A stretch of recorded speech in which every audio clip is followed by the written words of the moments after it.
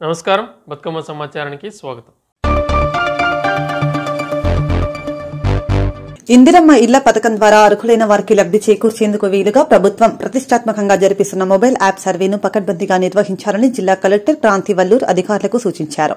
ఆందోళ్ మండలం సంగుపేటతో పాటు చౌటుకూర్ మండలం కేంద్రంలో కొనసాగుతున్న ఇందిరమ్మ ఇళ్ల సర్వే ప్రక్రియను జిల్లా కలెక్టర్ గురువారం క్షేత్రస్థాయిలో పరిశీలించారు.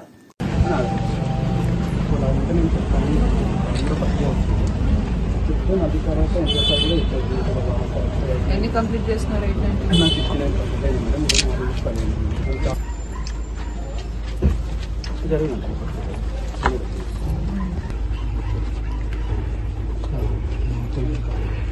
ఒకప్పుడు పెంటలు వేసుకున్నవి కూడా మా సొంత స్థలం అంటున్నారు.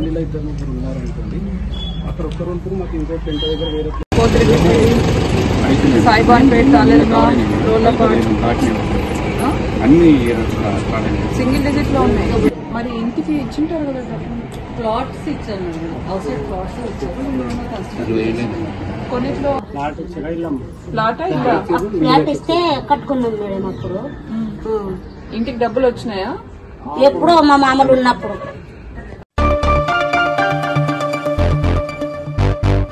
ఇందిరమ్మ ఇండ్ల యాప్ ద్వారా జిల్లాలో ఇండ్ల కోసం దరఖాస్తు చేసుకున్న దరఖాస్తుల సర్వే పకడ్బందీగా నిర్వహించాలని జిల్లా కలెక్టర్ కోయ శ్రీహర్ష అన్నారు.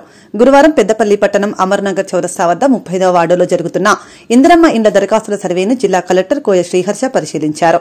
సందర్భంగా జిల్లా కలెక్టర్ మాట్లాడుతూ ఇందిరమ్మ ఇండ్ల దరఖాస్తుల సర్వేపై దరఖాస్తుదారులకు ముందస్తు సమాచారం అందించాలని, ప్రజలు సైతం అవసరమైన డాక్యుమెంట్లను సిద్దం చేసుకుని సర్వే కోసం వచ్చే ఎన్యూమరేటర్లతో సహకరించాలని కలెక్టర్ సూచించారు.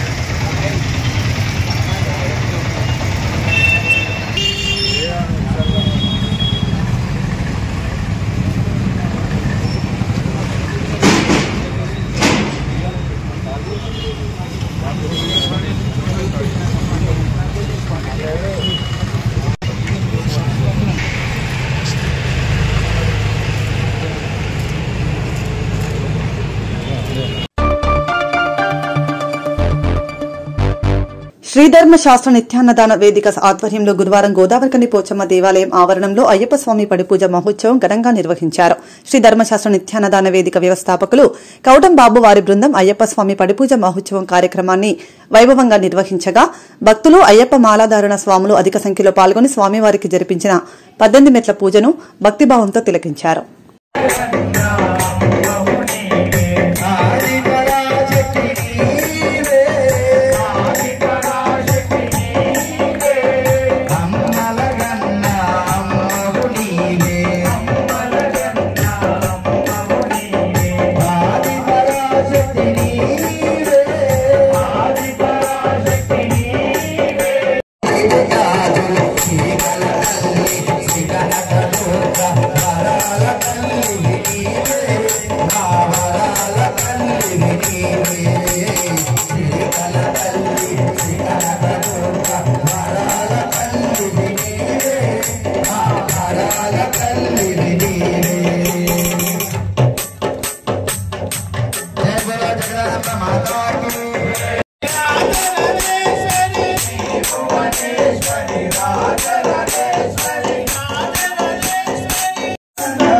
Begin.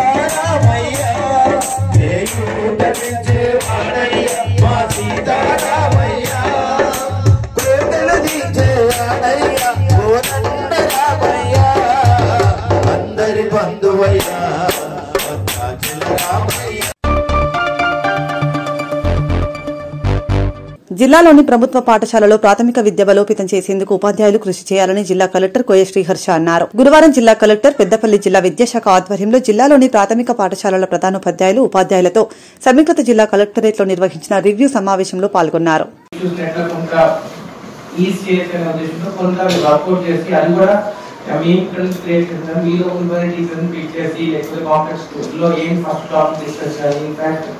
మన కాంప్లెక్స్ లో 6 కాంప్లెక్స్ ఉంది. ఏ కాంప్లెక్స్ లో దేని గురించి డిస్కస్ చేయాలని కూడా మిమ్మల్ని కనుక్కోవడం జరిగింది. దాంట్లో భాగంగా అయితే ఒకటి ఎంజిఎంఎల్ కానీ లేకపోతే ఫేస్ షీట్ కానీ తర్వాత ఇట్లా షెడ్యూల్ లాగా తయారు చేసుకొని దాన్ని మళ్ళీ మనం ప్రిపేర్ అయ్యి 3-4 డేస్ 1 వీక్ ముందు కొంతమంది టీచర్స్ ప్రిపేర్ అయ్యి వాళ్ళందరితో మనకి శాంపిల్స్ తయారు చేసి వాళ్ళు కొంత ప్రిపేర్ అయ్యి మళ్ళీ మీకు అట్లా చేయడం జరిగింది అనమాట.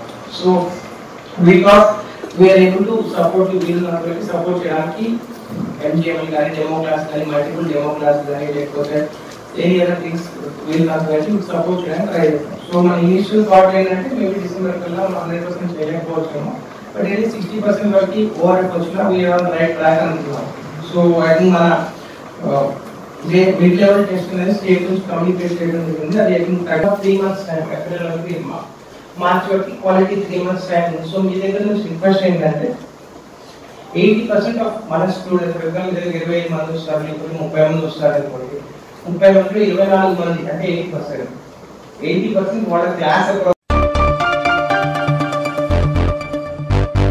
తెలంగాణ రాష్ట్రంలోనే మొట్టమొదటిసారిగా శుక్రవారం రోజున దుబ్బాక నియోజకవర్గంలోని మిరుదొడ్డి మండలం పెద్ద చిప్యాల గ్రామంలోని తెలంగాణ రాష్ట్రం నుండి డ్రగ్స్ ను తరిమే విధంగా సిద్దిపేట రన్నర్ అసోసియేషన్ మరియు యాంటీ డ్రగ్స్ యూత్ వారి నిర్వహించిన టోకెరన్ ముఖ్య అతిథులుగా బీఆర్ఎస్ పార్టీ రాష్ట నాయకులు తోట కమలాకర్ రెడ్డిలు జెండా ఊపి ప్రారంభించిన సందర్భంగా బీఆర్ఎస్ రాష్ట నాయకులు తోట కమలాకర్ రెడ్డి మాట్లాడుతూ తెలంగాణ రాష్ట్రంలో ఈ డ్రగ్స్ మహమ్మారిని నివారించడానికి నా వంతుగా తొలి ప్రయత్నం మన నియోజకవర్గం నుండే మొదలుపెట్టినందుకు ఈ రోజు సిద్దిపేట రన్నర్ అసోసియేషన్ మరియు తెలంగాణ సమాజంలో ఒక చీడ పురుగులాగా డ్రగ్స్ మహమ్మారి వచ్చి చొరబడిందన్నారు. అంటే వాడు పానం పోయేదాకా మళ్ళీ దాన్ని ఇడిచిపెట్టడు, మన మైకంలోకి రాడు.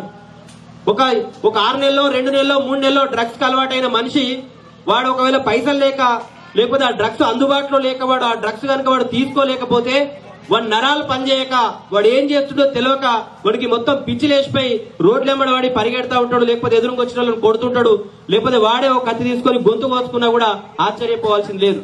ఎందుకంటే వాడు ఈ మైకంలో ఉండడు. ఆ డ్రగ్స్ లేకపోతే వాడు ఉండలేని పరిస్థితి ఉంటది. చాలా భయంకరమైనటువంటి వాడు స్థితిలోకి వెళ్ళిపోయి వాడు సమాజంలో అందరిని కూడా చిన్న భిన్నం చేసేటువంటి పరిస్థితి ఉంటది. అవి అట్లాంటి డ్రగ్స్ ను నిర్మూలించాలి. మన పిల్లలు మంచిగా చదువుకోవాలి. చదువుకున్నటువంటి పిల్లలు ఉద్యోగాలకు పోవాలంటే వాళ్ళు పొద్దున్న లేచి ఫిజికల్ గా ఎక్సర్సైజ్ చేసి శరీరం గట్టిగా ఉంటేనే వాడు మంచిగా చదువుకోగలుగుతాడు, ఏ లక్ష్యాన్ని అయినా సాధించగలుగుతాడు అనేటువంటి ఉద్దేశంతో ఇగో ఈ కార్యక్రమాన్ని మన చెప్పేల గ్రామానికి తీసుకోవడం. కాబట్టి మన వేదికనెక్కి మనల్ని ఉత్సాహపరచాలని చెప్పేసి విజ్ఞప్తి చేస్తా ఉన్నా. సో అట్లా యువకులు కొంత పెడదారిన పట్టు వాళ్ళకు చెప్పాల్సినటువంటి వయసులో బుద్ధి చెప్పేటోళ్ళు లేకపోతే పక్కకున్నటువంటి మిత్రుడు స్నేహితుడు వాడు ఫ్రెండ్ బర్త్డే పార్టీ పేరుతోడో లేకపోతే ఆదివారం వస్తుంది కదా రాబాయ్ జర గీడాకు పోయేద్దాం పై ఇలా కాలేజ్ లేదు, స్కూల్ లేదు, లేకపోతే ఉద్యోగం కూడా లేదు కదా, ఆఫీస్ సెలవు ఉన్నది కదా అని చెప్పేసి మెల్ల మీద ఒక 4-5 దోస్తులు తయారై మెల్లగా బయటకు అలవాటు అవుతారు. దాని తర్వాత అంతవరకు ఉంటే పర్వాలేదు. ఎందుకంటే ఆదివారం నాడో లేకపోతే ఇంకో రోజు వారంలో 1-2 సార్లు యువకులు కూడా మందు తాగితే పెద్ద తప్పు లేకపోవచ్చు. కానీ ఆ యువకులకు కొంత కిక్కునియడం కోసం ఇప్పుడు గ్రామాలలో మెల్లగా ఏం అలవాటు అవుతుందంటే డ్రగ్స్ అలవాటు అవుతుంది. డ్రగ్స్ అంటే ఈ గ్రామాలలో పెద్ద మనుషులకు ముసలకు తెలియకపోవచ్చు. అది ఏం చేయాలంటే వెనకట మన ముసలోళ్ళు సుట్టల గంజాయి పెట్టుకొని తాగేటోళ్ళు కదా, మన చేన్ల పండించిన గంజాయి ఉంటుండే అప్పట్లో. ఆ గంజాయి పెట్టుకొని తాగితే ఒక్క దమ్ము కొడితే దాదాపు ఒక 4-5 గంటల పాటు ఆయన మన మైకంలో ఉండకపోతుండే. ఆయన ఏం చేస్తుండో కూడా అర్థం కాదు. బాగా అంటే ఒక 4-5 ఫుల్ బాటిల్ తాగిన మనిషికి ఎట్లయితే కిక్ ఉంటుందో ఈ గంజాయి తాగితే అట్లుంటుండే. అయితే ఈ డ్రగ్స్ అనేది గంజాయి కంటే కూడా చాలా పవర్ఫుల్. అది ఒక్కసారి కనుక దానికి అలవాటు అయింది అనుకో, పిల్లోడు కావచ్చు, లేకపోతే యువకుడు కావచ్చు, పెద్ద మనిషి కావచ్చు, 8 రోజుల నుంచి మన మిరుదొడ్డి మండలంలో అన్ని గ్రామాల్లో దాదాపు చేసుకుంటూ వస్తున్నాం. ఈ రోజు మిరుదొడ్డి గ్రామంలో ఒక మిరుదొడ్డి హెడ్ క్వార్టర్ తప్పిస్తే ఇది చివరి గ్రామం. ఇది ఈ గ్రామంలో ఇంత పెద్ద ఎత్తున గ్రామ ప్రజలు పాల్గొని దానికి గాను నేను పేరు పేరున ధన్యవాదాలు తెలుపుతా ఉన్నా. ఒక్కటే నిర్ణయం తీసుకోవాలి ఏంటంటే, మన పిల్లలను పొరపాటున కూడా డ్రగ్స్ వైపు, గంజాయి వైపు, మత్తు పదార్థాల వైపు ఓనియద్దు. వాళ్ళకి బుద్ధి చెప్పాలి. అరే అటు పోతే పానం పోయేదాకా కూడా అలవాటు మనుషుల బాధ్యత. అన్నిటికంటే ఎక్కువ ఈ గ్రామంలో ఉన్నటువంటి యువకుల బాధ్యత. ఎందుకనంటే యువకులు ఈ దేశానికి వెన్నుముక లాంటి వాళ్ళు. మన మిత్రుడు మనతో రోజు తిరిగేటువంటి ఫ్రెండ్ కనుక ఒక చెడు తోవల పోతా ఉంటే వాడు మద్యానికి, మత్తుకు అలవాటు అయితే రేపు పొద్దుగల వాడు మనకు కూడా అలవాటు చేస్తాడు. మనకు అలవాటు అయిందంటే మన ఊర్లో ఉన్నటువంటి ఒక తర్వాత తరం అంటే నెక్స్ట్ జనరేషన్ మొత్తం కూడా ప్రమాదంలో పడేటువంటి పరిస్థితి ఉంటది. కాబట్టి దానికి దూరంగా ఉంచాలని చెప్పేసి ఈ కార్యక్రమాన్ని తీసుకొని ఇక్కడికి రావడం జరిగింది. ఈ కార్యక్రమంలో ఇంతమంది పెద్ద మనుషులు చాలా మంది పాల్గొని మనల్ని ఉత్సాహపరుస్తూ మేము డ్రగ్స్ కు దూరంగా ఉంటామని చెప్పేసి తెలియజేసిన దానికి పేరు పేరున ధన్యవాదాలు తెలియజేస్తా ఉన్నాను.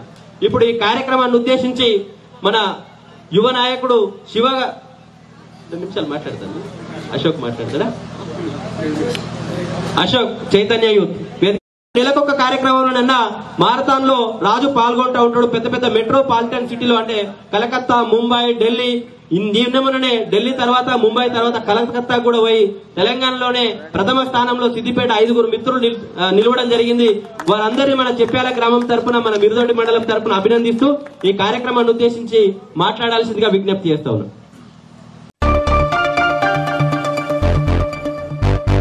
గద్వాల మండలం పూడూరు గ్రామ శివార్లో గద్వాల పట్టణానికి 10 కిలోమీటర్ల దూరం ఉన్న అనంతపురం గుట్టలలో కోర్టు నిర్మించరాదని గద్వాల బీజేపీ క్యాంపు స్థలంలోని నూతనంగా కోర్టు భవనాలు నిర్మించాలని డిమాండ్ చేస్తూ గద్వాల న్యాయవాదులు చేస్తున్న నిరసన దీక్ష 3వ రోజుకు చేరుకుంది. సందర్భంగా శుక్రవారం న్యాయవాదుల లత్తిపురం వెంకటరామరెడ్డి, టి తరుణ్ కుమార్, తిమ్మారెడ్డి, రాఘవేందర్రెడ్డి, రఘునాథ్ రెడ్డిలకు పూలమాల వేసి దీక్షలో కూర్చున్నారు.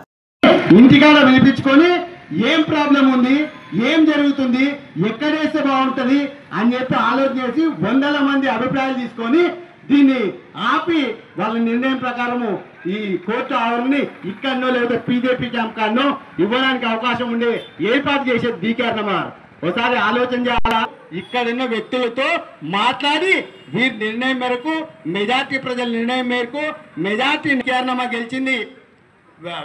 ప్రతిపక్ష పార్టీలో ఉంది. ఆ రోజు కాంగ్రెస్ పార్టీ నుంచి గెలిచింది. టీఆర్ఎస్ ప్రభుత్వం ఉంది. కానీ ఆమె ఊకొండలే. ప్రజల కోసమని, ప్రజల కొరకు జిల్లా కావాలా అని చెప్పి అక్కడి నుంచి పాదయాత్రలు, హోమాలు, యజ్ఞాలు, నిరసన కార్యక్రమాలు అన్ని కుల సంఘాలను కలుపుకొని 3 నెలలు, 4 నెలలు, 6 నెలలు ఎమ్మెల్యే పదవికి కూడా రాజీనామా చేస్తా, గద్వాల జిల్లా కావాల్సిందే అని చెప్పి పట్టుబడితే ఇదే కేసీఆర్ దిగొచ్చి ఈ జిల్లాతో పాటు ఇంకో 3 జిల్లాలు డీకేఆర్ఎంఆర్. ఇటువంటి పరిస్థితుల్లో ప్రజా చేసే వ్యక్తులు ఎవరైనా ఆలోచన చేసుకోవాలి. ఇక్కడున్న న్యాయవాదుల నిరసన న్యాయబద్ధమైనది, ధర్మబద్ధ మద్దతు తెలిపి వారు వచ్చినారు. వారి సహచరులతో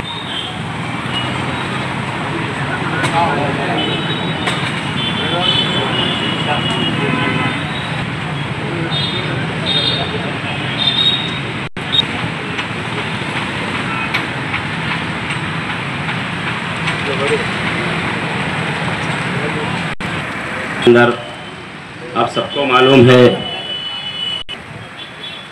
गद्वाल की कोर्ट को दूसरी तरफ बदली करने के लिए साथ ही तो आज यहाँ पर जनाब मुनाबाशा साहब सदर और उनकी सदारत में और यहाँ के जो करते हैं एहतजाज को ఇక్కడ జిల్లా కోర్టు సముదాయం అనంతపురం గుట్టలో నిర్మించాలంటే 99 కోట్ల అవసరం అవుతుంది. అంటే 19 కోట్ల రూపాయల ప్రజాధనం వృధా అవుతుంది. అంతేకాకుండా అనంతపురం గుట్టల్లో తరలిస్తే మరి 10 కిలోమీటర్లు కక్షిదారులు ఏ విధంగా పోతారు? పేదవారు, మరి మహిళలు, వృద్ధులు వారు 10 కిలోమీటర్ల దూరంలో వెళ్ళి అక్కడికి రోజు వెళ్ళాలంటే కూడా వారికి రక్షణ ఉండదు. ఇది అన్ని రాజకీయ పార్టీ నాయకులు ఆలోచించాలా. న్యాయాన్ని రక్షించే న్యాయవాదులు ఈరోజు రోడ్డు పైన ఉన్నారంటే ఇది న్యాయవాదులకు సమస్య కాదు, ప్రజా సమస్య. అన్ని రాజకీయ పార్టీ నాయకులు ఈ ప్రజా సమస్య అర్థం చేసుకొని ఈ ఉద్యమంలో పాలు పంచుకొని వారు ఈ ఉద్యమ జెండాను వారు ఎత్తుకోవాలా.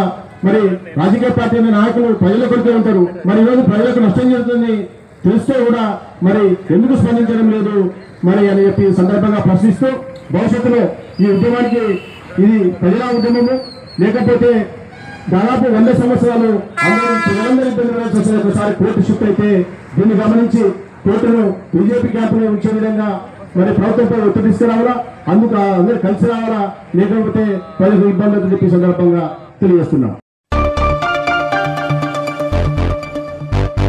ఖమ్మం జిల్లా వార్షికోత్సవ వేడుకలకు విచ్చేస్తున్న ఖమ్మం జిల్లా కలెక్టర్ ముజమ్ముల్ ఖాన్ కు ఘన స్వాగతం పలుకుతున్న ఎంపీడీఓ మరియు హెచ్ఎం. నేలకొండపల్లి మండల ప్రాథమిక పాఠశాల సింగారెడ్డిపాలెం వార్షికోత్సవ వేడుకలు స్కూల్లో జరుపుకున్నారు. విద్యార్థులు వివిధ కళారూపాలు ప్రదర్శించారు.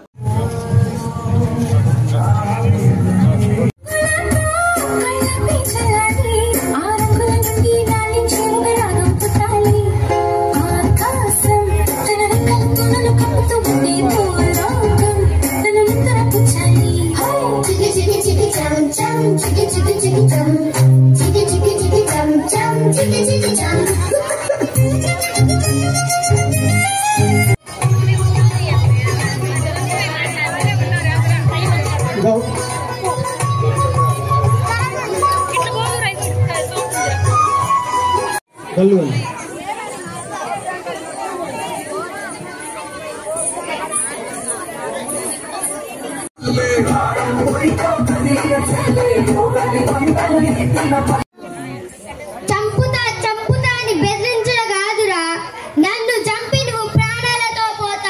Jungle tribes, what do you want? I wanted to learn archery from you. You don't know? Who am I? I am Dronacharya. I am the royal teacher. I don't know, but please take me as your disciple. No, never. I teach only princess. You can go back. Okay, Gurudeva. తరపున స్వాగతం సుస్వాగతం తెలుపుతూ collector గారి ముందు మనము పిల్లలతో వాళ్ళు ఈ సంవత్సరం నేర్చుకున్నటువంటి విషయాలను ప్రదర్శించడం జరుగుతుంది. కలెక్టర్ గారు కూడా ఏం నేర్పిస్తున్నారు సార్, ఈ వారం ఏం నేర్పించారు, వచ్చే వారం ఏం నేర్పిస్తారు, ఈ మా పిల్లోడు ఎక్కడైనా ఏ సబ్జెక్ట్ లో వెనకబడుతున్నారా, మేము ఇంట్లో ఏం చేయవచ్చు సార్, కొన్ని పుస్తకాలు ఇస్తే మేము కూడా ఇంట్లో వాడు చదువుకునేటట్టు చూస్తాం సార్, ఏమన్నా ఇంగ్లీష్ లో వాడికి వినిపించాలా సార్, టీవీ పైన ఇంగ్లీష్ ప్రోగ్రామ్ లో మంచిగా ఏమైనా వేస్తే వాడు ఏమైనా నేర్చుకుంటాడా సార్, ఇటువంటి ప్రయత్నాలు మీరు ఖచ్చితంగా చేస్తూ పోవాలమ్మా. కేవలం స్కూల్లో ఉన్నదే నేర్చుకోవాలనేది నడవదు. అందరికి తెలిసినట్టే ఇంట్లో ఉన్న అమ్మ నానే పెద్ద టీచర్, స్కూల్లో ఉన్నది దాని తర్వాత. ఇది గమనిస్తున్నారు కదమ్మా. ఇంట్లో కూడా మన పిల్లల కోసం మనం ఏం చేయవచ్చు అనేది రెండో చర్చ. ఖచ్చితంగా వాళ్ళు సక్సెస్ అవ్వాలంటే మీ పాత్ర లేకపోతే నడవదు. ఇంకా ప్రభుత్వం నుంచి చేయాల్సింది ఇంకా చాలా ఉందమ్మా, కానీ ప్రయత్నాలన్నీ మొదలయ్యాయి. పుస్తకాలైనా, ఇక్కడ టీచర్ క్వాలిటీ అయినా, పిల్లలకి అందాల్సిన మధ్యాహ్న భోజనం అయినా, పిల్లలకి అవకాశాల గురించి చెప్పుతూ సమాజంలో ఉన్న అవకాశాలని నేర్పించడానికి ఇప్పుడు కాకపోయినా 10th క్లాస్ 11th క్లాస్ పిల్లలకి అది చేస్తున్నాం. కెరియర్లు ఉంటే ఎటువంటి మీరు పరీక్షలు రాయాలి, ఎటువంటి ఉద్యోగాలు మీరు తెచ్చుకోవాలి.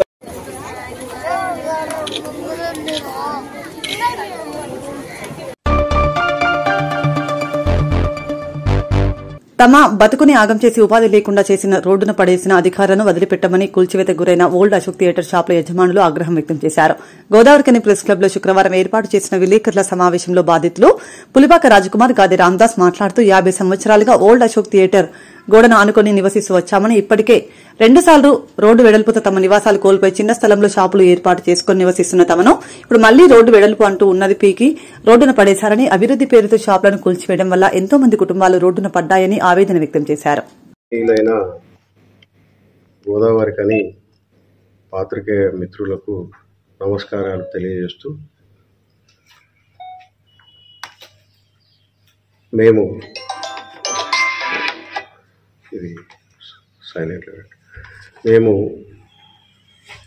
గోదావరికన్లో గత 50 సంవత్సరాల నుంచి ఇక్కడే పుట్టినాం, ఇక్కడే నివాసం ఏర్పాటు చేసుకుని మా తండ్రులు సింగరేణి కాలరీస్ మైన్స్లో ఉద్యోగాలు చేస్తున్న తరుణంలో మేము ఇక్కడే నివాసం స్థానికంగా ఏర్పాటు చేసుకొని స్థానిక అశోక్ నగర్ ఓల్డ్ అశోక థియేటర్ సమీపాన ఆ గోడను ఆనుకొని మొదటగా నివాసాలు ఏర్పాటు చేసుకొని బ్రతుకుతున్న తరుణంలో 2 సార్లు రోడ్డు వెడల్పులో నష్టపోవాల్సి వచ్చింది మా గృహాలను.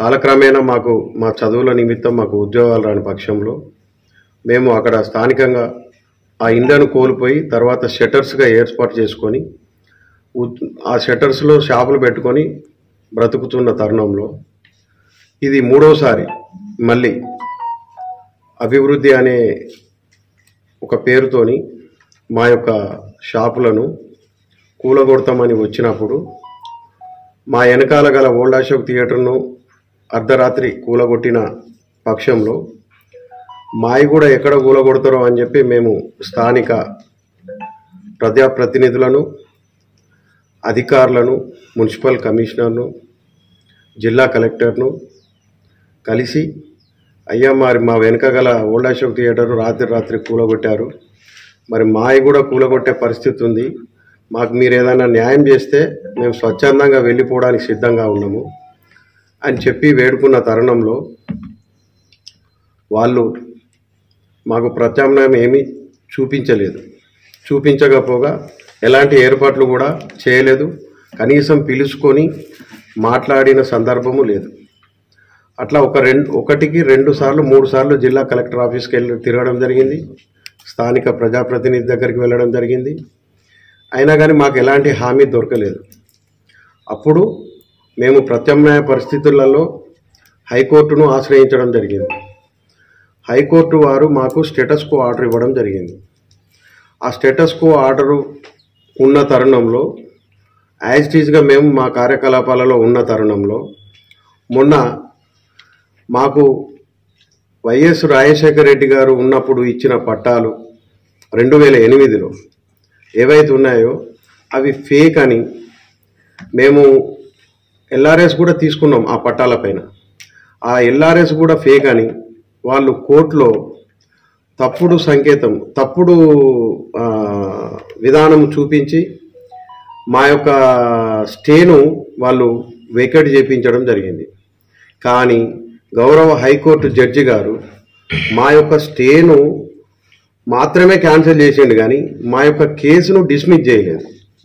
అది కూడా ఆ న్యాయమూర్తి గారు, జడ్జి గారు వీరికి ప్రత్యామ్నాయం యాజ్ ఏ లా ప్రకారం, యాజ్ ఏ చట్టం ప్రకారము ప్రొసీజర్ గమ్మని ఉత్తర్వులు ఇచ్చిండు.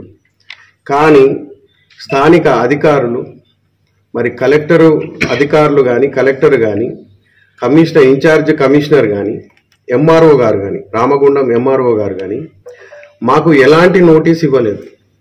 నోటీస్ ఇవ్వకుండా జడ్జి గారి ఉత్తర్వులను సైతము, హైకోర్టు వారి ఉత్తర్వులను సైతం పక్కన పెట్టి వారు కనీసం ఒక 3 రోజులు, వారం రోజులు లీగల్గా ఎలాంటి జడ్జి గారు ఏ ఉత్తర్వులు ఇచ్చారో ఆ ఉత్తర్వుల ప్రకారం పోవాల్సింది ఉండగా వాళ్ళు పోకుండా వచ్చి అరగంటలో మీరు ఖాళీ చేస్తే మంచిది, లేకపోతే మాత్రం కూలగొట్టడం జరుగుతుంది, సామాన్లు ఉన్నా కూలగొడతాం, సామాన్లు లేకున్నా కూలగొడతాం అని చెప్పడం జరిగింది.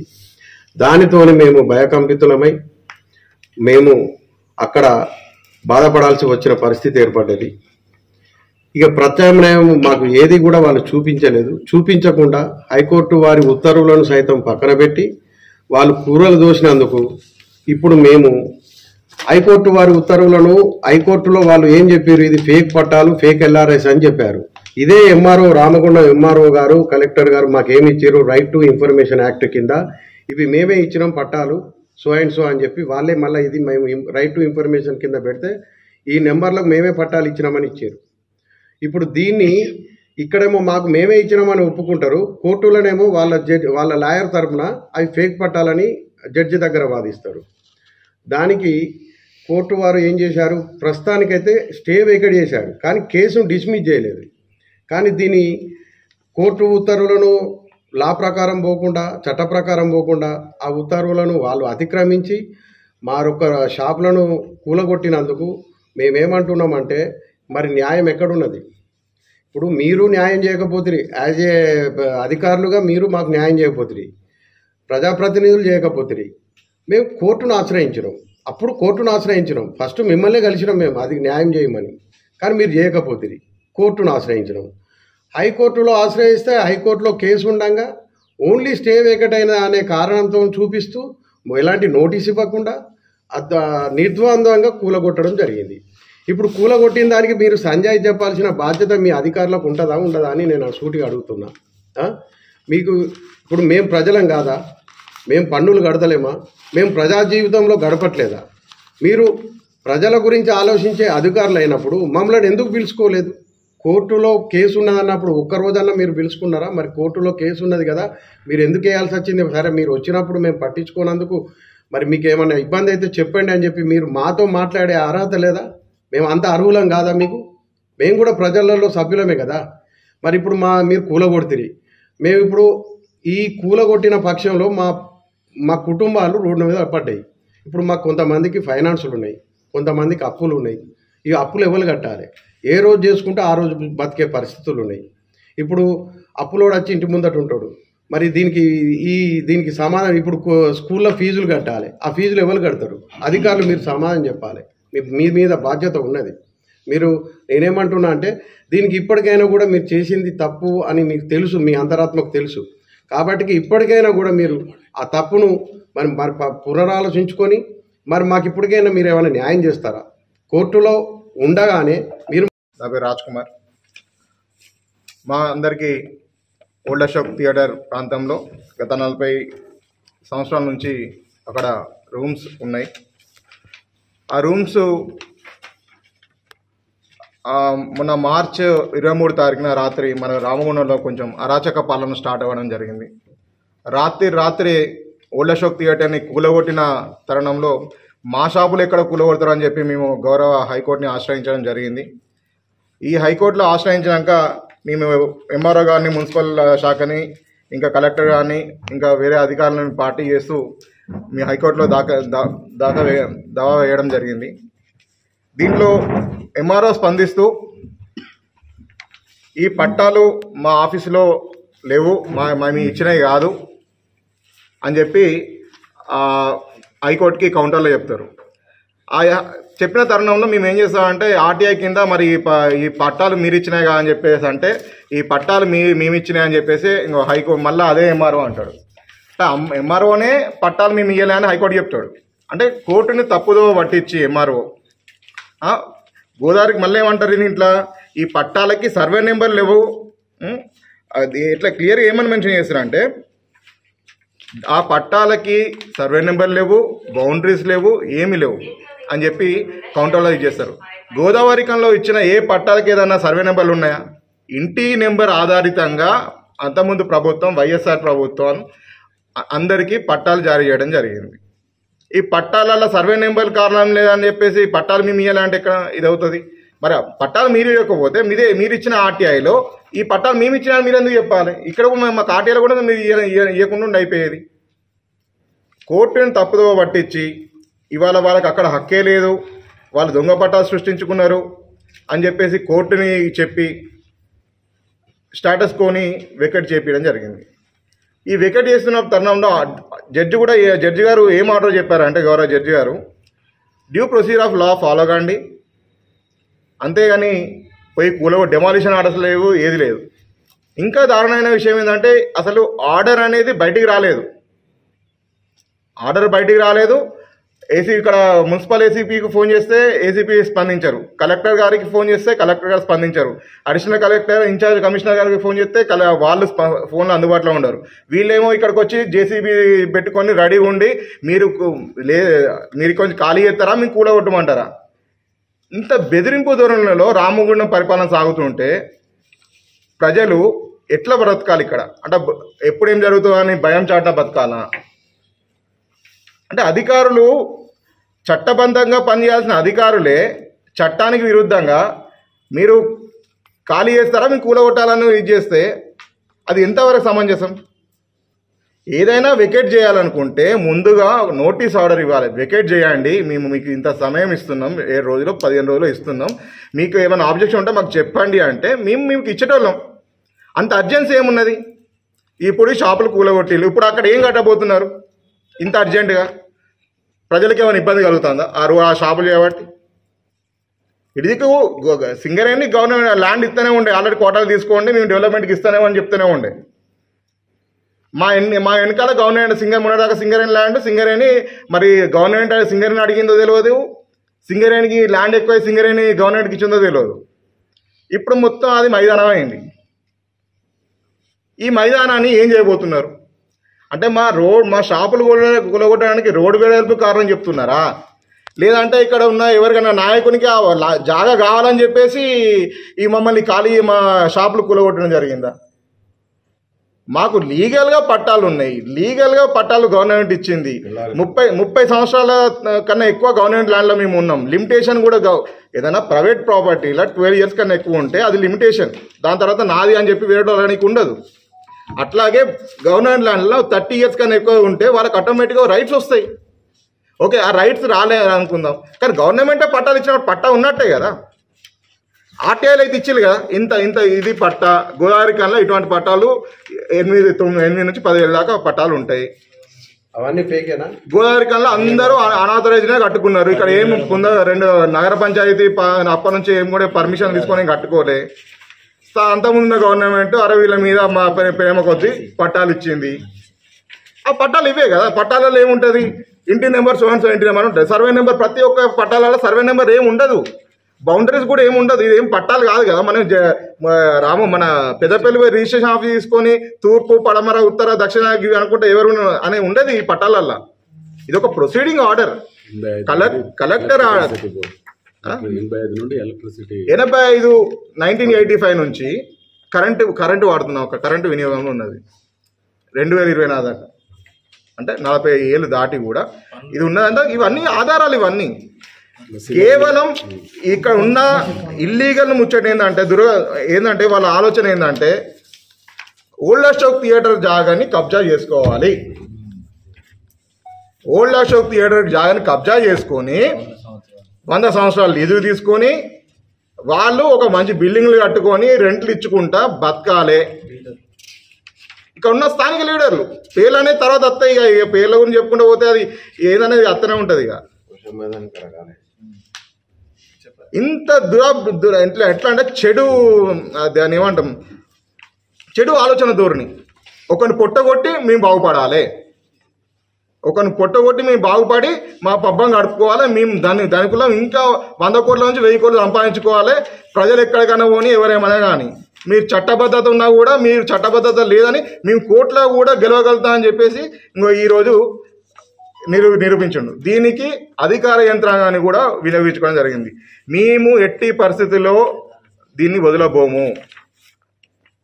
మేము చట్టబద్ధంగా మేము కలిగి ఉన్నాం. ఇవాళ ఇక్కడ కావచ్చు, మేము అప్పీల్కి వెళ్తాం, ఏం చేయాలో చేస్తాం. కానీ ఎవరైతే అధికారాన్ని దుర్వినియోగం చేసిన అధికారుల్ని మీ మాట ఎట్టి పరిస్థితి వదిలిపెట్టబోము. మేము ఎంతో రిక్వెస్ట్ చేసినాం, సార్ ఇది ఇట్లా కాదు, పద్ధతి కాదు, మీరు ఏదైనా ఉంటే మాకు నోటీస్ ఇవ్వాలి, ఇంత అర్జెన్సీ ఏం లేదు, మీకు ఇది కూలగొట్టడానికంటే మా మాట వినకుండా ఎక్కడ చెప్పుకుంటారో చెప్పుకోండి. మాకు మున్సిపల్ ఎంఆర్ఓ లెటర్ ఇచ్చిండు మేము కూలగొట్టుమని అన్నాం. మరి ఆ లెటర్ ఏది సార్ అంటే ఆ లెటర్ ఆఫీస్లో ఉంది, భద్రంగా ఉంది. ఈ సందర్భంగా మేము కోరుతున్నాం.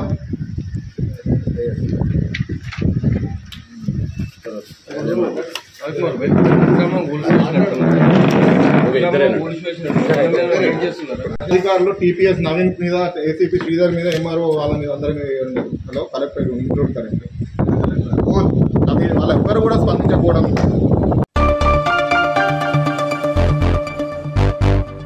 సింగరేణి కార్మికుల సమస్యలను పరిష్కరించడానికి నిర్మాణాత్మక నిర్ణయాలు తీసుకోవడానికి ఈ నెల 22న ఆదివారం జరగనున్న ఏఐటీయూసీ జనరల్ బాడీ సమావేశాన్ని విజయవంతం చేయాలని ఏఐటీయూసీ కేంద్ర కార్యదర్శి కె స్వామి కార్యకర్తలకు పిలుపునిచ్చారు. గోదావరికని భాస్కర్రావు భవన్లో శుక్రవారం ఏర్పాటు చేసిన సమావేశంలో ఆయన మాట్లాడుతూ సింగరేణి కార్మికులు 7వ దఫా జరిగిన గుర్తింపు సంఘం ఎన్నికల్లో కార్మికులు ఏఐటీయూసీపై నమ్మకంతో గెలిపించారని, ఆ నమ్మకాన్ని నిలబెట్టేలా ఏఐటీయూసీ నాయకత్వం పనిచేయాల్సిన అవసరం ఉందన్నారు.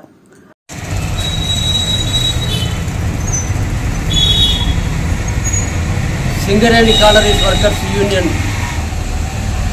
గుర్తింపు సంఘంగా 7వ దఫా గెలిచిన తర్వాత వివిధ స్థాయిల్లో నిర్మాణాత్మక సమావేశాలు జరుగుతున్నాయి.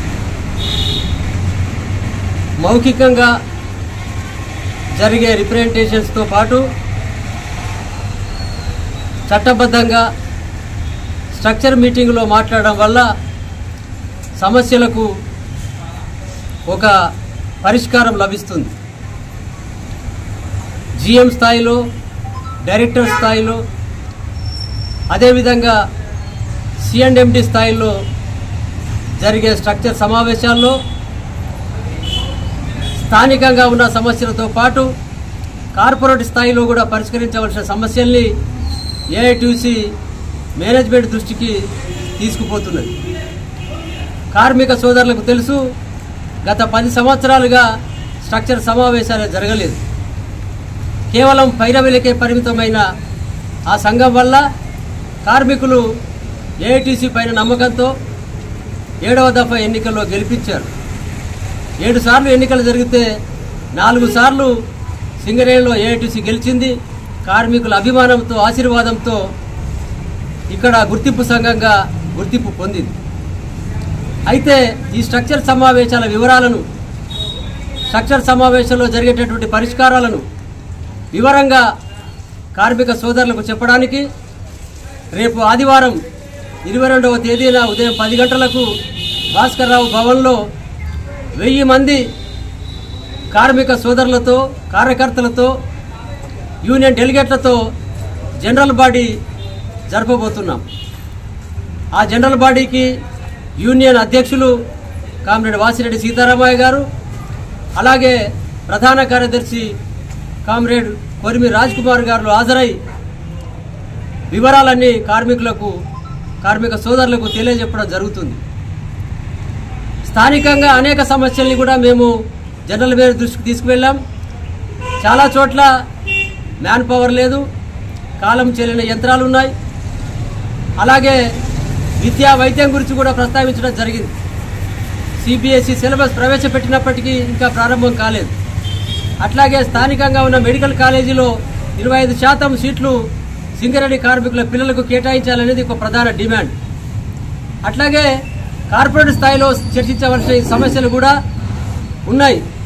సొంతింటి కళ, పేర్స్ మీద రియంబర్స్మెంటు, మారు పేర్ల మార్పు, ఇవన్నీ కూడా కార్పొరేట్ స్థాయిలో మాట్లాడి అవసరమైతే ప్రభుత్వంతో కూడా ఒప్పించి మెప్పించి పరిష్కరించవలసిన అవసరం ఉన్నది.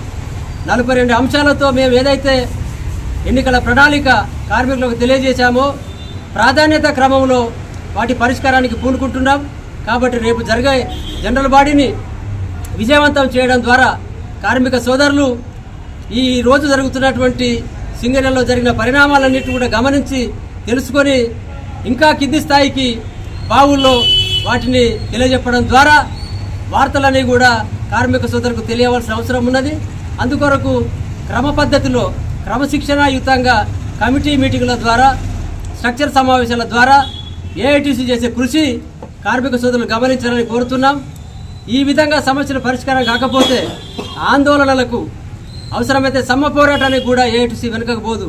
అందుకొరకు కార్మిక సోదరులు ఏఐటీసీని ఆదరించి, అభిమానించి భవిష్యత్తులో కూడా నడిపించవలసిన అవసరం ఉన్నది. అందుకే కార్మిక సోదరులకు విజ్ఞప్తి, రేపు జరిగే జనరల్ బాడీని జయప్రదం చేయవలసిందిగా అందరికీ విజ్ఞప్తి చేస్తున్నాం.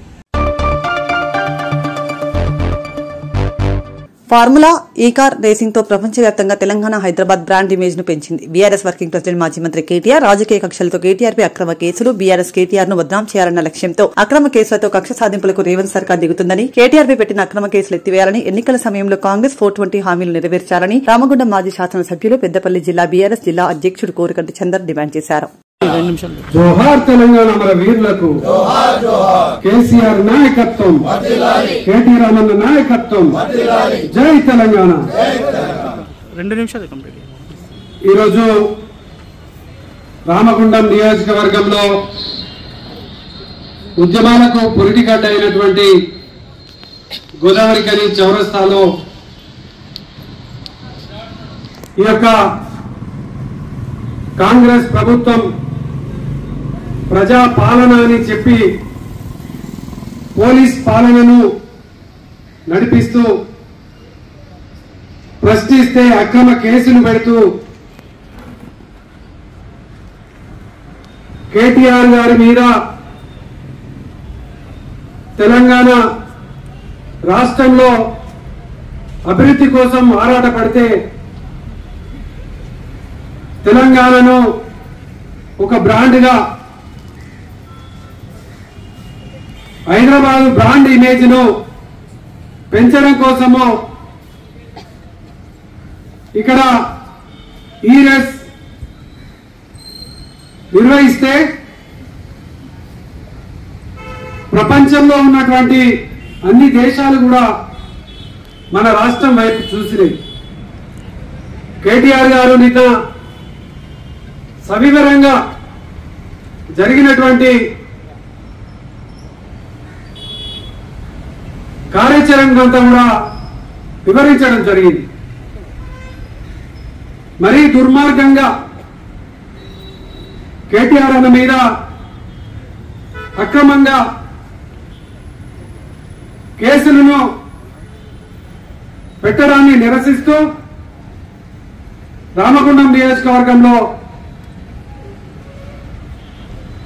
రిలే నిరాహార దీక్షలను ప్రారంభం చేయడం జరిగింది. కాంగ్రెస్ పార్టీ ప్రభుత్వం ఎన్నికల ముందు ఇచ్చినటువంటి హామీలను సంవత్సరం గడిచింది, ఇప్పటి వరకు నెరవేర్చలేదు. ఈరోజు ప్రజలను డైవర్ట్ చేసేటువంటి విధంగా అక్రమ కేసులను బనాయిస్తూ బీఆర్ఎస్ నాయకుల మీద ఒక అణిచివేతతోని ఇలా కుట్రపూరితమైనటువంటి పరిపాలన నడుపుతున్నటువంటి ఈ యొక్క సందర్భంగా కేసులను కేటీఆర్ అన్న మీద పెట్టినటువంటి కేసులను ఎత్తివేయాలని డిమాండ్ చేస్తూ, అదేవిధంగా ఎన్నికల ముందు ఇచ్చినటువంటి 420 హామీలను నెరవేర్చాలని డిమాండ్ చేస్తూ ఈ ప్రభుత్వానికి ఈ ఉద్యమాల కేంద్రం నుంచి వెళ్ళే హెచ్చరిక చేస్తా ఉన్నాం. ప్రజా ఉద్యమాలతోనే ప్రభుత్వాలు కూలిపోయినాయి. నీ పతనం ఈ రోజు నుంచి వెళ్ళి ప్రారంభమైంది. సంవత్సరం వరకు ఉద్యమకారులు ప్రజలు ఎదురు చూసేది నువ్వేమో చేస్తావని. రేవంత్ రెడ్డి నువ్వు ఏమి ఇచ్చినటువంటి హామీలను నెరవేర్చకపోగా పోలీసు పాలనతో ఇలా బెదిరింపులతో దౌర్జన్యాలతో కూల్చివేతలతో కూడా నిరాహార దీక్ష చేద్దాం తమ్మి అని చెప్పాడు. తప్పకుండా ఈ ప్రాంతంలో మేము ఉన్న అందరం కూడా సపోర్ట్ గా ఉండి కేటీఆర్ గారిని కేసులు ఎత్తేసే వరకు కూడా పోరాటం సాగిస్తామని చెప్పి మీ అందరూ విజ్ఞప్తి చేస్తూ జై తెలంగాణ.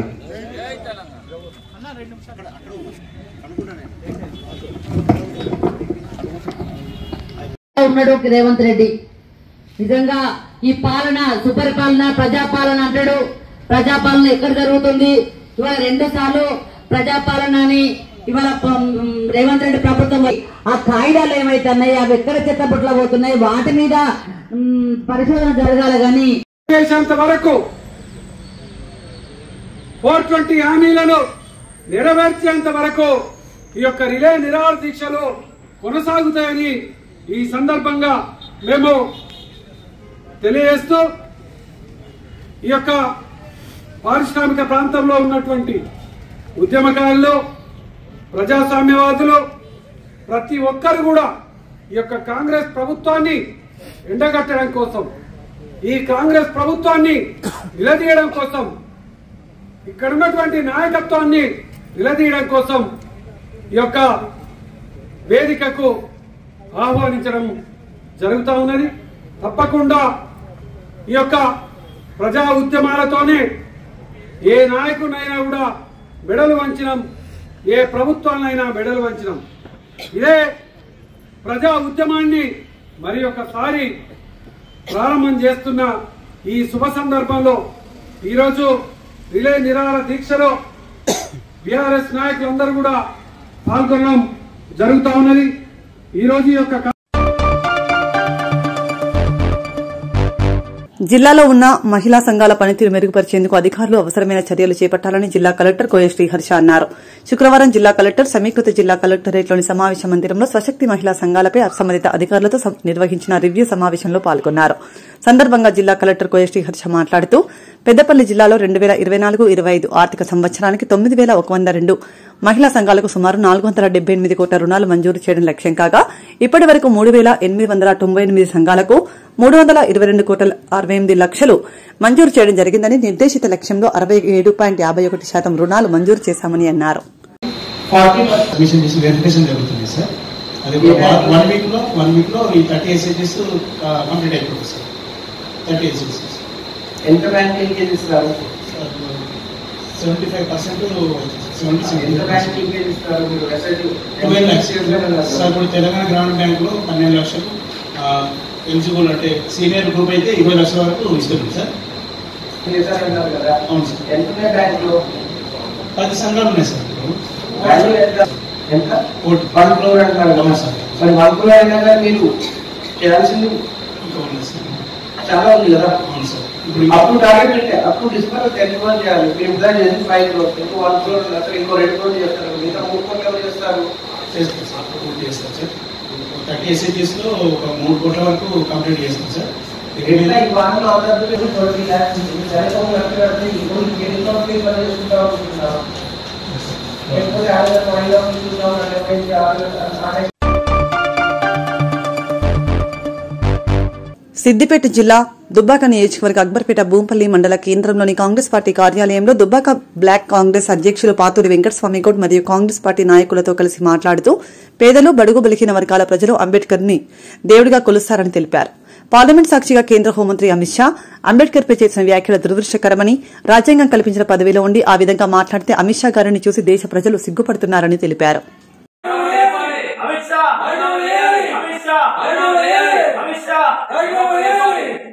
దేశంలోని ప్రజలు, పేదలు, బడుగులు, బలహీన వర్గాలందరూ అంబేద్కర్ గారిని దేవుడుగా కొలుస్తారు, పూజిస్తారు. అటువంటి అంబేద్కర్ గారిని పార్లమెంటు సాక్షిగా కేంద్ర హోంమంత్రి అమిత్ షా గారు అవమానించడం చాలా దురదృష్టకరం. అమిత్ షా గారు చేసిన వ్యాఖ్యలకు దేశ ప్రజలు సిగ్గుమాలిన చర్యగా భావిస్తా ఉన్నారు. అమిత్ షా గారిని మేము ఒకటే డిమాండ్ చేస్తున్నాం, కాంగ్రెస్ పార్టీ పక్షాన మీరు తక్షణమే బహిరంగ క్షమాపణ చెప్పి మీ పదవికి రాజీనామా చేయాలని చెప్పేసి కోరుతా ఉన్నాం. ఏదైతే బీజేపీ ప్రభుత్వము, బీజేపీ నాయకులకు ఒక అలవాటు ఉన్నది, దేశంలో ఉన్న రాజ్యాంగాన్ని గౌరవించే విధానం వాళ్ళకి లేదు, అంబేద్కర్ గారు వాళ్ళని గౌరవించాలన్న విధానం వాళ్ళకి లేదు. అందు గురించే 10 సంవత్సరాలు అధికారంలో ఉండి మొన్నటి ఎలక్షన్లో రాజ్యాంగాన్ని మార్చేస్తామనంటే మీ రాతలు మార్చుదని చెప్పేసి మీకు సీట్లు తగ్గించారని చెప్పేసి సందర్భంగా తెలియజేస్తా ఉన్నాం. అలాగే ఇక్కడ రాష్ట్రంలో కూడా రాజ్యాంగాన్ని మార్చాల్సిందే అని చెప్పిన కేసీఆర్ ను మార్చిన విఘ్నులు తెలంగాణ ప్రజలని చెప్పేసి తెలియజేస్తా ఉన్నాం.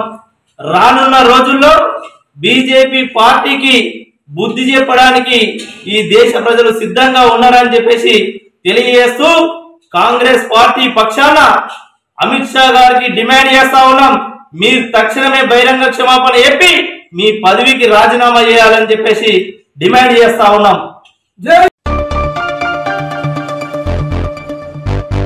భారత రాజ్యాంగ నిర్మాత డాక్టర్ బిఆర్ అంబేద్కర్ ని అవమానించిన హోంమంత్రి అమిత్ షా రాజీనామా చేయాలని సిఐటియు పెద్దపల్లి జిల్లా ఉపాధ్యక్షులు ఎన్ భిక్షపతి డిమాండ్ చేశారు. ఎన్టీపీసీ మేడిపల్లి సెంటర్లో శుక్రవారం సిఐటియు ఆధ్వర్యంలో నల్ల రిబ్బన్లను గంతలుగా కట్టుకుని నిరసన తెలిపారు. సందర్భంగా వారు మాట్లాడుతూ అమిత్ షా రాజీనామా చేసి దేశ ప్రజలకు క్షమాపణ చెప్పాలని డిమాండ్ చేశారు. నిరసన కార్యక్రమంలో సిఐటియు నాయకులు ఎం రామాచారి, గీత లక్ష్మారెడ్డి, నాంసాని శంకర్ తదితరులు పాల్గొన్నారు.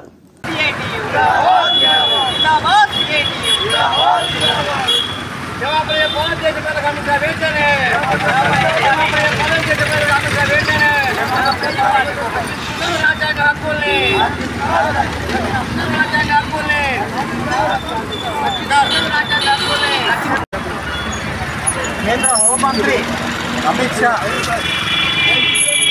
అంబేద్కర్ను అవమానపరుస్తూ పార్లమెంటులో వ్యాఖ్యానించడం CITU NTPC Ramagundam area committee తీవ్రంగా ఖండిస్తున్నది. అమిత్ షా ఏమైతే అన్నాడో అంబేద్కర్ అంబేద్కర్ అని ఒక జపం చేస్తున్నారు. అదే కనుక దేవుని జపం చేస్తే 7 తరాలు స్వర్గం ప్రాప్తిస్తుందని ఒక వ్యాఖ్య చేయడం జరిగింది. అంటే రాజ్యాంగ నిర్మాత మన దేశానికి ఒక మార్గనిర్దేశం చేసిన బాబాసాహెబ్ అంబేద్కర్ను అవమానపరుస్తూ వారిని స్మరించే వారిని కించపరిచే విధంగా మాట్లాడిన అమిత్ షాను మంత్రివర్గం నుంచి తొలగించాలని, అతనిపై చట్టపరంగా చర్యలు తీసుకోవాలని సిఐటియు డిమాండ్ చేస్తూ ఉన్నది. వారి రాజీనామా కోరుతూ ఈరోజు ఎన్టీపీసీ మేడిపల్లి సెంటర్లో CITU NTPC Ramagundam area committee ఆధ్వర్యంలో నల్ల గుడ్డలు కళ్ళకు కట్టుకొని నిరసన తెలియజేయడం జరుగుతున్నది. హోంమంత్రి అమిత్ షా వెంటనే రాజీనామా చేయాలి. హోంమంత్రి అమిత్ షా వెంటనే రాజీనామా చేయాలి. హోంమంత్రి అమిత్ షా వెంటనే అంబేద్కర్ పై అనుచిత వ్యాఖ్యలు చేసిన హోంమంత్రి అమిత్ షా వెంటనే జిందాబాద్ సిఐటియు, జిందాబాద్ సిఐటియు.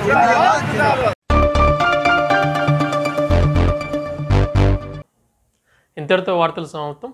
నమస్కారం.